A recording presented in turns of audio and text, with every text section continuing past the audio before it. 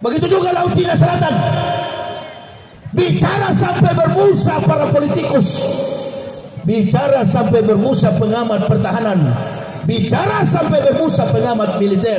Persoalannya cuma satu, Cina sudah bisa baca bahwa kekuatan Islam sudah tidak menyatu dengan pemerintah. Itu persoalannya. Saya dan istri sudah pernah ceramah ke sana.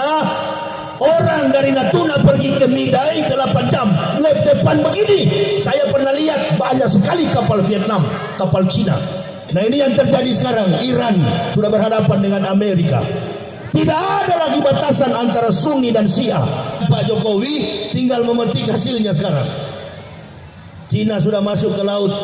Subhanallah walhamdulillah wa la ilaha illallah. Apa kriteria, apa prosedural sehingga orang itu diangkat menjadi nabi, diangkat menjadi Rasulullah? Nabi bukan Rasul, Nabi belum tentu Rasul. Rasulullah sudah pasti Nabi. Dari 124.000 Nabi yang diutus oleh Allah, hanya 25 yang diberi jabatan sebagai Rasulullah, termasuk Nabi yang terakhir Rasulullah Muhammad Sallallahu Alaihi Wasallam. Siapa yang menyampaikan beliau ini Nabi? Karena ada klaim dari orang-orang kafir di luar sana, dan ini tidak mampu dikalkulasi dalam konteks dakwah oleh para penceramah. Jadi seolah-olah Nabi Isa ini bagian daripada Kristen, Nabi Muhammad ini bagian daripada Islam, dan Nabi Musa bagian daripada agama Yahudi. Tidak mampu dikantar, tidak mampu diatasi persoalan ini. Maka ada dari umat Islam yang kemudian murtad, ada dari umat Islam yang kemudian jadi munafik. Karena memang dasar keislamannya dibangun dengan fondasi yang lemah. Makanya saya protes kalau ada yang mengatakan, oh mualaf itu orang-orang lemah. Oh tunggu dulu. Justru karena kami kuat, kami masuk Islam. Ibu bapak kan belum terbukti kecintaan kepada Nabi Muhammad, belum terbukti, karena belum ada pengorbanan yang dilihat secara kasat mata. Kalau kami dari kafir memang sudah terbukti. Kami mampu meninggalkan sanak family, kami mampu meninggalkan jabatan sebagai pendeta, kami mampu meninggalkan segala-galanya. Jadi nggak perlu kami bicara, sudah tahu bahwa kami memang cinta. Nah persoalan Bapak Ibu nggak usah lagi dibuktikan kalau memang cinta. Kita bersolawat sampai teler kita di sini, sampai mabuk kita bersolawat di sini, sampai pingsan kita bersolawat. Tapi kalau 4 karakter dalam diri Rasulullah tidak ada dalam pengabdian, akhlak, moralitas, jangan lu cepat-cepat mengaku sebagai cinta kepada Nabi. Kalau cuma mulut semua boleh kok.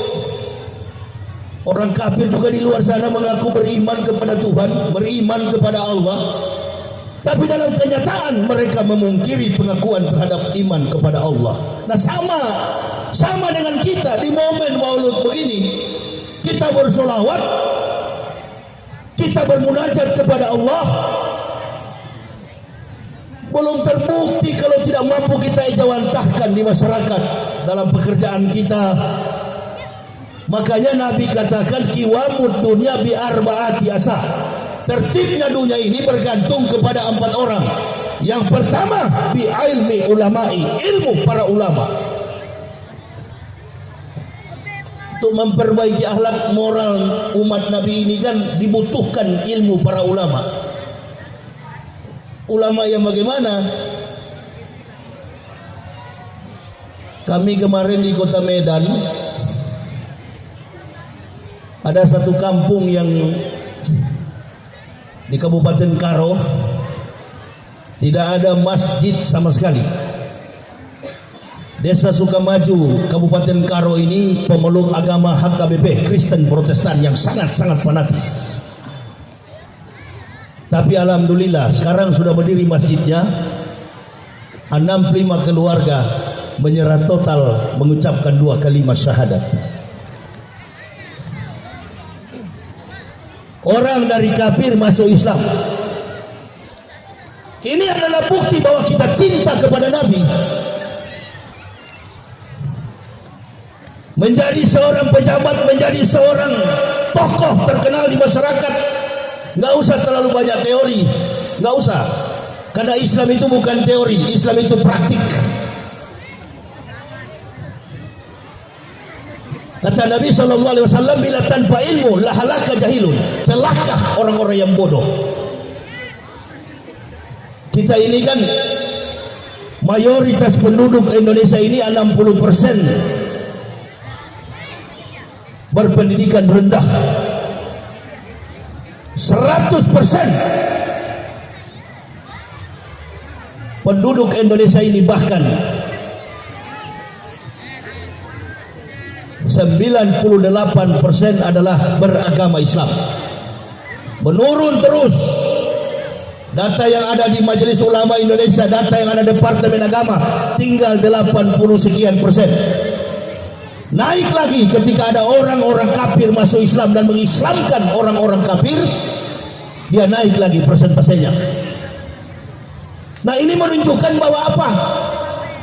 Kecintaan kita kepada baginda Rasulullah Muhammad SAW adalah yang pertama, kita mampu menegakkan agamanya. Berdakwah, membayar syukur kepada Allah itu adalah dakwah. Tapi buktinya kan tidak. Ulama sudah sibuk dengan urusan politik. Jadi ritual semata kita. Bahkan umat telah ditinggalkan. Kami berdakwah begini bukan berarti mengatakan ilmu para ulama lalu kami menuduh sebagai ulama. Bukan. Apalagi saya ini orang yang anti bergabung dengan organisasi Islam manapun. Saya nggak ada di NU, saya nggak ada di Muhammadiyah, saya nggak ada, Al-Wasliyah nggak, Ahmadiyah tidak, FPI tidak, Ansor tidak, Banser apalagi. Kami berdakwah ini membawa bendera Islam, tidak membawa bendera macam-macam. Karena kami tahu Islam itu nggak ada lantas ketika orang NU meninggal surganya agak ke kanan lebih tinggi karena pakai kunut. Orang Muhammadiyah surganya agak di bawah karena sholat subuhnya tidak pakai kunut. Yang kunut tidak kunut yang namanya orang Islam, bahkan yang tidak sholat sekalipun, asalkan KTP-nya Islam, insya Allah masuk surga semuanya. Amin ya Rabbal. Ini kan kita ribut. Berdakwah kalau tidak mengutak-atik orang Islam sendiri, bukan dakwah. Nggak kebagian tempat. Cari kelemahan saudara Muslim. Satu si A memusuhi si B memusuhi si C. Nah, ini yang terjadi sekarang. Iran sudah berhadapan dengan Amerika. Tidak ada lagi batasan antara Sunni dan Syiah. Semua sudah jadi satu. Karena Islam sudah diganggu. Tapi nanti kalau sudah mulai aman, mulai ribut lagi. Ukuran jenggot, kaki celana, ribut lagi. Semua mengaku beriman kepada Nabi. Ini kalau di zaman Rasulullah masih hidup, dia ketawa model begini. Beliau cuma ketawa lihat model keislaman kita begini. Membangun kelompok, membangun masjid beda-beda. Ada yang masjid NU, ada masjid Muhammadiyah, ada juga kelompok baru yang suka membidah-bidahkan sesama Muslim. Nah, ini yang paling bahaya. Makanya kita kemarin berjuang. Tadi saya duduk di sini masih ada juga cerita tentang Prabowo, masih ada cerita tentang Jokowi, masih ada cerita itu antara cebong dan kampret. Sudah selesai. Yang ada sekarang ini adalah bagaimana kita membangun persatuan, dan Pak Jokowi tinggal memetik hasilnya sekarang. Cina sudah masuk ke laut mencuri ikan, hanya persoalan ikan, ribut sekarang dengan Cina. Nah, ini yang kita pikirkan. Generasi kita berakhlakul karimah, generasi yang rabbani. Anak-anak muda yang berpendidikan, mempunyai akhlak dan moral yang mulia. Jadi dibuktikan bahwa kita cinta kepada Nabi kita Muhammad SAW. Berbuat sebaik-baiknya bagi agama ini. Tegakkan agama ini. Yang kafir kita panggil beriman, Yang Muslim kita ajak bertakwa kepada Allah. Selesai. Karena memang upaya kristenisasi itu tidak akan berhenti. Orang-orang kafir memurtadkan umat Islam itu nggak akan berhenti. Nggak akan berhenti. Kita ribut, kita diadu domba antara pilihan Prabowo, antara pilihan Jokowi. Itu adalah permainan kafir. Hancurkan, kalahkan Islam pakai orang-orang Islam. Kita yang tidak tahu diri, ada kelompok Muslim, ada kafir, ada lagi yang baru, kelompok munafik. Nah, ini lebih bahaya daripada kafir. Munafik tidak suka dengan saudara Muslim, suka dekat dengan orang-orang kafir. Tadi ada cerita tentang LGBT mengenai orang Indonesia ini. Ada dibawa cerita, saya malas mau dengar itu. Karena Allah sudah memetakan orang Islam itu manusia, orang kafir itu lihat derajatnya binatang. Jadi nggak kaget kalau dosa fahisya begini, nggak kaget saya. Makanya saya tidak tanggapi. Jangankan dia kafir, sedangkan Muslim aja ada yang kelakuan seperti binatang. Kawin dengan sesama laki-laki, kawin dengan sesama perempuan, lesbian, gay, bisex, transgender. Ini nggak kaget. Karena derajat orang-orang kafir itu inna syarrad dawabi indallahi lazina kafaru fahum la yu'minun. Sesungguhnya binatang makhluk yang paling buruk di sisi Allah adalah orang-orang kafir. Jadi persoalan ini saya nggak pernah saya tanggapi, malas. Bukan urusan kita orang Islam itu. Sedangkan dari kita saja Muslim ada yang begitu. Kawin sama-sama laki-laki, bahkan ada yang merubah kemaluan, laki-laki jadi perempuan, transgender, perempuan jadi laki-laki. Ada sampai jungkir balik kita ibadah, sampai jungkir balik kita sholat, tetap masuk neraka. Jadi nggak kaget persoalan itu. Yang kita jaga sekarang ini adalah umat, generasi penerus bangsa ini. Karena kalau kita biarkan ini agama sudah dianggap sama, maulud Nabi kemarin, anak-anak kecil-kecil begini diajak masuk ke dalam gereja, bersolawat di dalam gereja. Ini kerjaan yang munafik. Sudah ada konsistensi, sudah ada pedoman, sudah ada petunjuk bahwa negara kita ini menganut falsafah hidup yang sudah diuraikan secara sistematik di dalam rumusan Pancasila. Ketuhanan yang Maha Esa berarti menunjukkan secara filosofis bahwa masing-masing pemeluk agama sudah memiliki tempat ibadah, bersolawat di dalam gereja. Allahu Akbar. Siapa yang tuntun begini? Islam Nusantara katanya. Ya nggak apa-apa, secara filosofis Nusantara, memang Indonesia ini kenal sebagai wawasan Nusantara, nggak apa-apa. Tapi untuk masuk ke dalam gereja, bersolawat di dalam gereja, itu hukumnya najis, tidak boleh. Yang nonton mereka ya ustadz, kiai, anak-anak kecil, anak-anak remaja. Ini karena tidak paham betul apa konsep daripada sejarah kenabian Rasulullah Muhammad SAW. Satu-satunya nabi yang mengatakan akan datang Nabi Muhammad ke dalam dunia ini dari seluruh isian kajian yang ada dalam Al-Quran, satu-satunya nabi yang mengatakan akan datang Nabi kita Muhammad adalah Nabi Isa alaihissalam. Sayang sekali ayat ini jarang dibaca setiap kali maulud. Nabi yang menyatakan 576 tahun sebelum datangnya Nabi Muhammad adalah Nabi Isa alaihissalam. Dan yang paling paham tentang datangnya Rasulullah Muhammad SAW, yang pertama golongan para nabi, yang kedua adalah ahli kitab. Makanya tanpa orang Islam menjelaskan kepada saya pribadi, saya sudah tahu siapa Nabi Muhammad itu. Dan semua pendeta di dunia ini tahu bahwa itu adalah nabi yang terakhir yang diutus oleh Allah untuk menyempurnakan semua kitab para nabi yang tidak terbukukan. Makanya ketika Nabi Isa dilahirkan oleh Allah, Tujuan dakwah Nabi Isa itu hanya memperkenalkan tentang Nabi yang akan datang, Isa. Dirubah oleh Kristen, Isa ini adalah Yesus. Dipercaya oleh umat Kristen dan Islam bahwa Isa itu adalah Yesus. Innalillahi. Padahal Isa bukan Yesus, Yesus bukan Isa. Isa adalah Nabi yang diutus oleh Allah untuk menyampaikan akan datang Nabi Muhammad. Itu tugas satu-satunya Nabi Isa alaihissalam. Wa idzqala Isa bin Maryam, ya bani Israila, ini Rasulillahi ilaikum musaddiqalimah baina yadaya minat taurati wa basyiran bi rasulil yahdi min bani ismuhu Ahmad. Jadi yang mengatakan akan datang Nabi Muhammad yang kita peringati saat ini adalah Nabi Isa. Jarang sekali ayat ini dibaca ketika maulud. Orang kafir di luar sana juga butuh penjelasan supaya mereka bisa masuk Islam.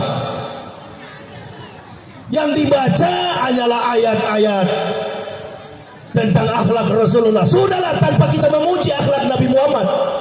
Orang kafir di luar sana, kaum jenius, bahkan yang terakhir Profesor James Cuddy, Profesor Lawrence Edward Joseph, Dr. Maurice Buckley, ada juga satu yang terakhir, penulis buku catatan 100 manusia terbaik di dunia, Lawrence Michael Hurt. Tanpa kita memuji, orang sudah tahu, orang Eropa tahu, orang jenius, perspektif para kaum jenius, mereka tahu bahwa Nabi Muhammad ini bukan cuma Nabi, tapi beliau diakui sebagai the great man in the world. Dari catatan 100 terbaik manusia terbaik di dunia, Rasulullah Muhammad sallallahu alaihi wasallam menduduki ranking pertama. Nomor yang kedua Albert Einstein, nomor yang ketiga Isa Al-Masih. Soeharto, Soekarno, apalagi Joko Widodo enggak terdaftar di situ.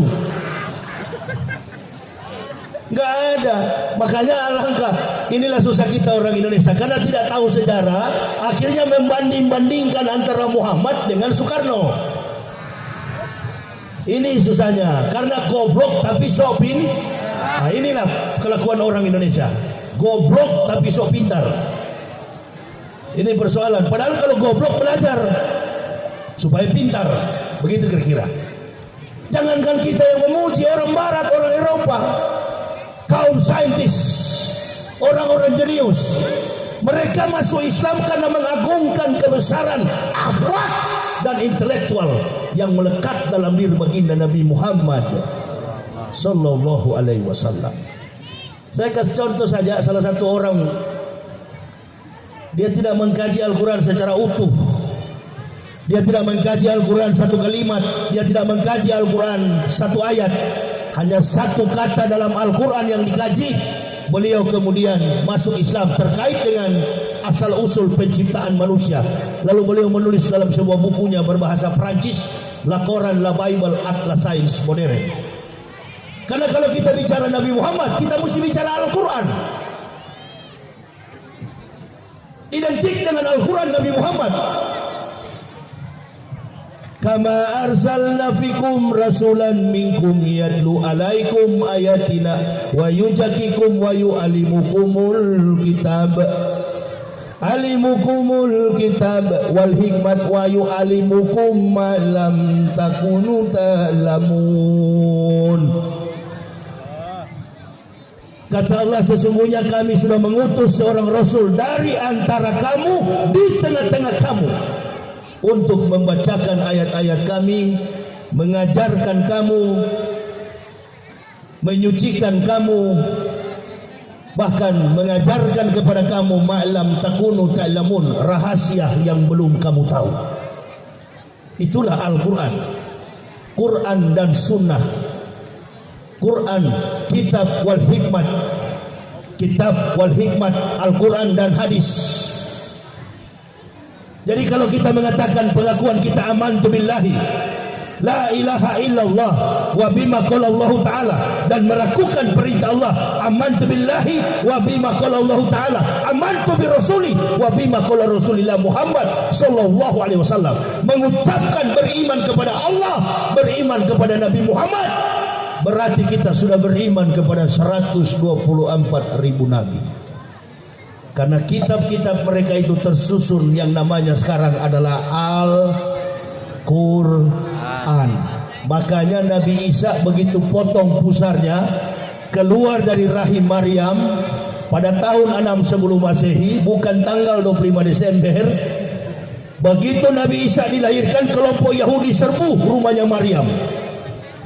Karena mereka tidak suka Maryamlah mengandung, Maryam hamil tanpa seorang suami. Ada hukum rajam di Israel. Ketemu anjing rajam dengan batu, ketemu orang kusta lempar batu, ketemu wanita berzina hamil tanpa suami rajam dengan batu karena dianggap najis. Begitu mereka akan menghukum Maryam, lahirlah Isa bin Maryam. Isa putra Maryam lahir dari rahim Maryam fi qorari makin. Sudah disimpan 9 bulan 10 hari dalam kantong rahim Maryam. Begitu dia lahir, Yahudi datang untuk mencari tahu siapa anak ini. Tiba-tiba anak yang baru potong pusarnya berbicara.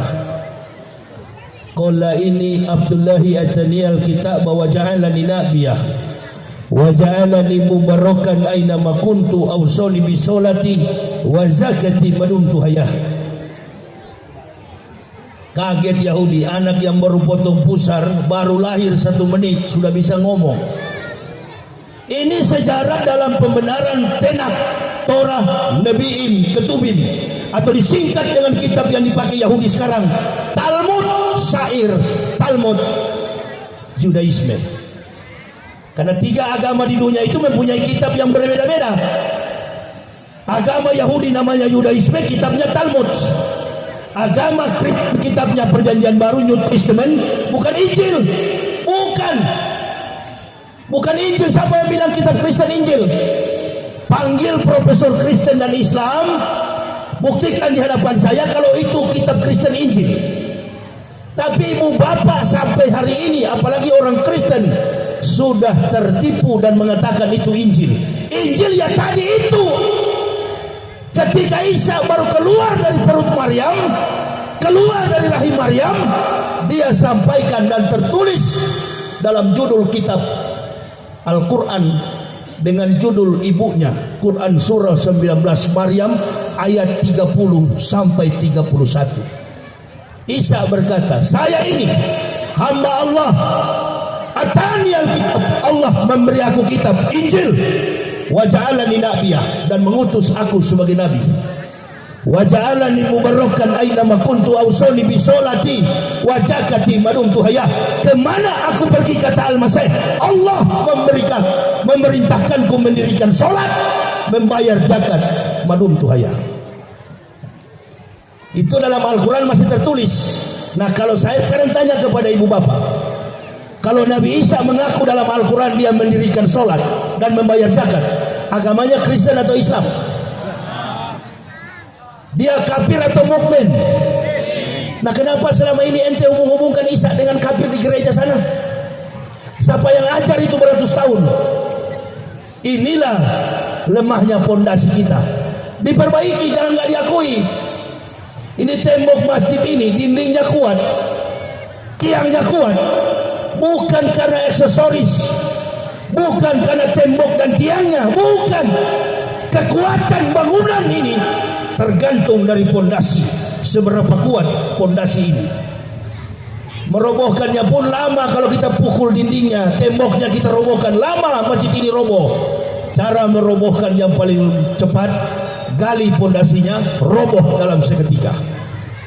Inilah maksud saya secara politik. Dari sudut pandang politik, orang kafir sudah bisa membaca lemahnya benteng pertahanan pondasi keimanan tauhid yang kita miliki. Kendati biar kiai dikasih jabatan, lempar handuk,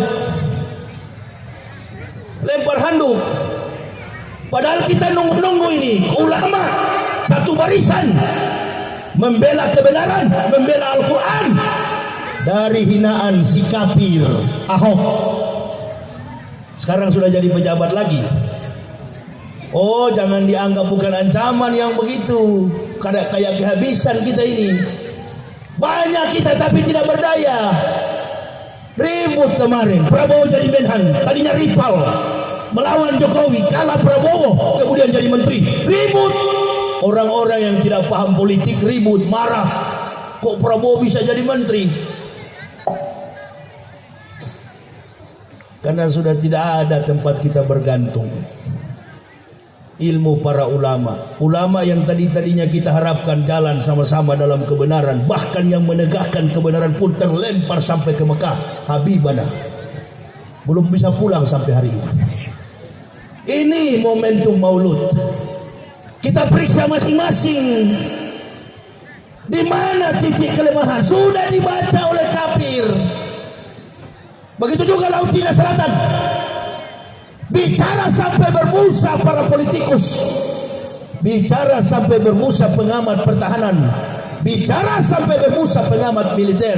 Persoalannya cuma satu, Cina sudah bisa baca bahwa kekuatan Islam sudah tidak menyatu dengan pemerintah. Itu persoalannya. Allahu Akbar. Cina sudah baca. Bukan alutsista, bukan alutsista. Lemahkan kekuatan. Coba yang memerdekakan bangsa ini hanya dengan kalimatullahi la ilaha illallah.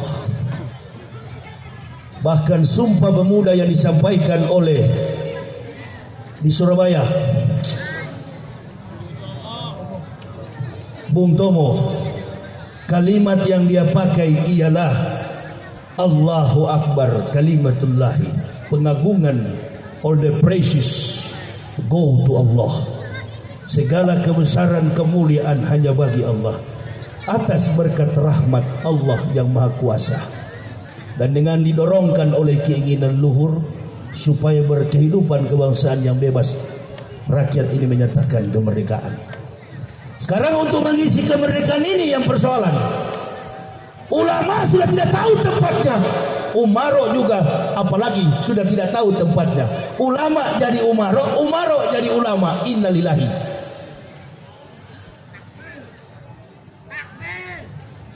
Ulama jadi umaro, umaro jadi ulama. Sama dengan atlet sudah pensiun lempar handuk. Kerajaan sudah tenang sekarang. Udah mulai pakai celana, pakai jas, sarung udah lupa. Betul apa betul? Dari situ tuh persoalan.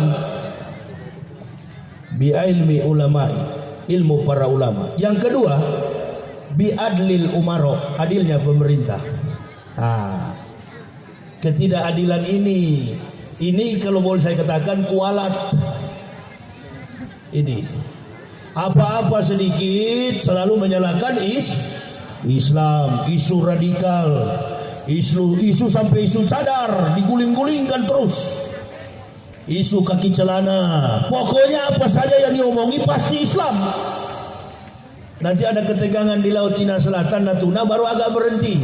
Cina yang radikal tidak dibilang radikal. Ini sudah merupakan sebuah pukulan. Makanya nggak usahlah kita demo, biar aja dia urus itu. Ibarat anak, dalam struktur rumah tangga, pemerintah itu adalah orang tua kita, ayah ibu kita. Pak Jokowi ayah, Pak Maruf ibu. Biar aja mereka orang tua kita rapat di kamar. Apapun yang dia buat, entah tahun depan ada adik lagi, wallahu a'lam bishawab. Nggak bisa diprotes orang tua yang tidak mau menerima saran dari anak-anak. Padahal gampang. Jadi kalau orang bertanya kenapa Prabowo masuk jadi menteri, jawaban saya pribadi. Ini pandangan politik dari pribadi saya. Ibu bapak jangan ikut-ikutan, karena saya tidak suka diikut-ikuti. Ini pandangan saya pribadi. Prabowo ditarik jadi menteri supaya apa? Supaya menunjukkan kepada dunia, lihatlah kami Indonesia baik-baik saja. Karena kekuatan yang Prabowo miliki kuat sekali. Apa itu? Komponen umat Islam. Ditarik ke dalam supaya apa? Tujuannya apa secara politis? Hei investor, masuklah karena sudah aman Indonesia. Padahal di dalam kocar kacir, berantakan. Apa persoalannya? Itu tadi sila kelima Pancasila. Ini harus diajawantahkan, bukan dihafal. Keadilan sosial bagi seluruh rakyat Indonesia. Kul amarah Rabbi bil qis wa aqimu wujuhakum inda kulli masjidil wad'uh mukhlisina lahuddin kama ba'da akum ta'udun. Apalagi pemimpin. Yang kedua itu biadlil umaro. Enggak adil. Enggak adil. Kepada siapa? Kepada umat Islam. Nah, setelah sudah ribut, umat Islam dipanggil, jamaah saya. Saya pernah ceramah sampai ke sana, enggak pernah ada ustaz sampai ke sana. Saya pernah ceramah di perbatasan Laut Cina Selatan, Desa Midai. Di sana ada pos, hanya satu posal, pos angkatan laut. Saya dan istri sudah pernah ceramah ke sana. Orang dari Natuna pergi ke Midai 8 jam. Lep depan begini. Saya pernah lihat banyak sekali kapal Vietnam, kapal Cina. Sudah sampai ke sana saya berdakwah berminggu-minggu di Kepulauan Riau. 8 jam. Begitu kami mau pulang dilarang oleh camat. Posal di situ, pos angkatan laut. Tanda tangan dulu Ustaz. Tanda tangan apa? Sebab kalau ini Ustaz celaka di laut, kami tidak tanggung jawab. Yang bertanggung jawab tentang kematian kami adalah Allah Subhanahu wa taala. Bukan ente, bukan pos angkatan laut, bukan polisi, bukan manusia. Wa ma kana li nafsin an tamuta illa bi idznillah kitabam muajjalah. Tidak ada yang bernyawa kata Allah akan mati kecuali dengan izin Allah, illa biidznillah kitabam muajjalah, sebagaimana waktu yang sudah ditetapkan. Berangkat. Enggak bisa Ustaz. Ombak di depan 5 meter itu, mau 5 meter, 10 meter tabrak. Nah, orang Midai itu kalau mau ke Natuna, ini ibu bapak harus tahu, orang Midai kalau mau ke Natuna dari perbatasan Laut Cina Selatan menunggu kapal Pelni yang besar Dobon Solo, kapal Ciremai dari Pontianak baru bisa sampai ke Natuna. Saya paksakan kapal muatan 2 ton lewat. Gak bisa Ustaz, ombaknya besar di depan. Carilah Pak Camat orang Islam yang sudah lupa Al-Fatihah. Itu biasanya berani mati.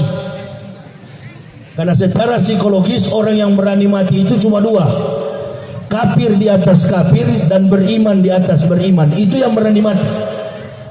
Tapi yang takut mati separuh kafir, separuh Islam. Nah, ini yang takut mati. Jadi saya bilang cari orang Islam yang sudah tidak sholat-sholat, Al-Fatihahnya pun sudah lupa. Cari ke sini. Datanglah, kulitnya hitam sekali. Saya bilang sebelum kita berangkat, saya coba dulu ente, coba ucapkan suratul Fatihah. Dia bilang enggak, sudah lupa saya. Tapi ente Muslim? Iya, saya Islam. Ah, ini yang begini. Ayo. Sampai pecah lunas perahu. Itu istri dan anak saya ikut, anak perempuan tuh. 8 jam dalam perjalanan. Allahu Akbar. Pecah baru 1 jam perjalanan ke depan. Udah menangis yang bawa mobil, yang bawa engineer apa ini, masinis ini. Sudah menangis dia. Ustaz, balik saja kita lah. Tak usah balik. Sekali layar berkembang, pantang menyerah. Bismillah, maju. Tak bongkar-bongkar, istri anak saya ikat dengan tali di atas jerigen. Maju. 8 jam tembus Natuna. Lewat Pulau 3. Di situ ombaknya minta ampun. Allahu Akbar. Sampai di Natuna, 2 orang yang tidak sholat ini menangis.